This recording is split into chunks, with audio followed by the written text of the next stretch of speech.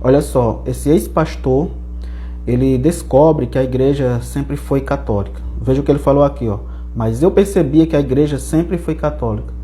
E veja só como foi que ele chegou a essa conclusão, pessoal. Eu era pastor presbiteriano. E pastores presbiterianos batizam crianças. Certo. Ele era um pastor batista. E pastores batistas não batizam crianças. E nós começamos a debater o batismo infantil, chamado de pedobatismo, né?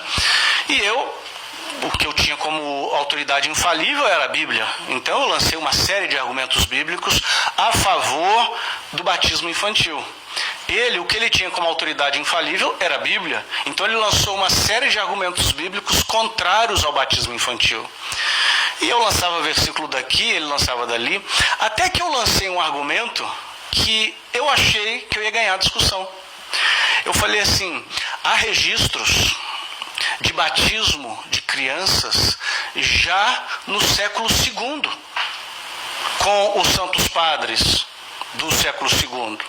Já há registros de batismo infantil. Por que isso era importante, Guto? Porque foi antes da suposta degeneração de Constantino, né?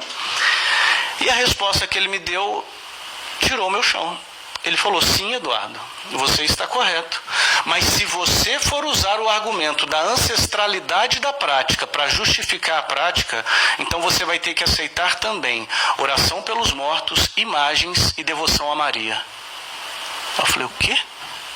Aí ele repetiu: se você for usar o argumento da ancestralidade da prática para justificar a prática, você vai ter que aceitar também oração pelos mortos, devoção a Maria e imagens. Que ali já se tinha. Aí ele falou assim: e você não aceita essas coisas ou aceita, meu amigo presbiteriano? E eu gaguejando respondi: não aceito. Mas o que ele me disse? Que devoção a Maria, oração pelos mortos e imagens são tão antigas quanto pelo menos o século II. E quando a gente fala século II, Guto, o apóstolo São João morreu por volta do ano 100. Então a gente está falando aqui de poucas décadas após a morte do último apóstolo. Isso me fez perceber que das duas uma, ou a igreja sempre foi católica, ou ela não se degenerou com Constantino, ela se degenerou com a morte do último apóstolo, para só 1.600 anos depois ser supostamente resgatada, 1.500 anos depois ser supostamente resgatada por Lutero, Calvino e outros. E isso me colocou numa jornada de estudos da patrística.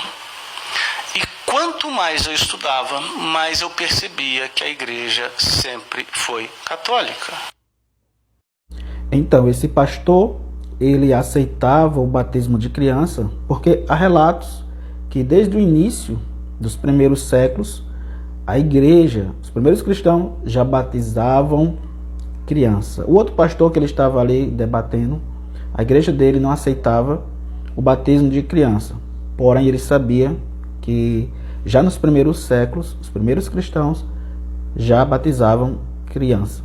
Só que o que ele não aceitava era que não era só o batismo de criança, mas também a devoção a Nossa Senhora, né? a prática de veneração às imagens, né? A reza pelos mortos, então, tudo isso já tinha nos primeiros séculos.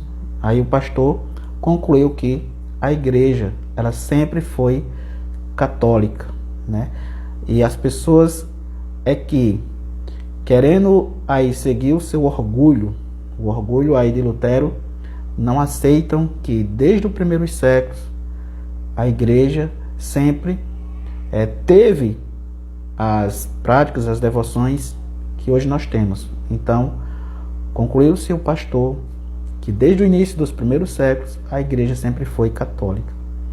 Curta esse vídeo, compartilhe, porque é um vídeo de muita informação para muitas pessoas que, mesmo sendo católicos, ficam aí sendo influenciadas por protestantes que querem negar a verdadeira fé. Então, curta e compartilhe.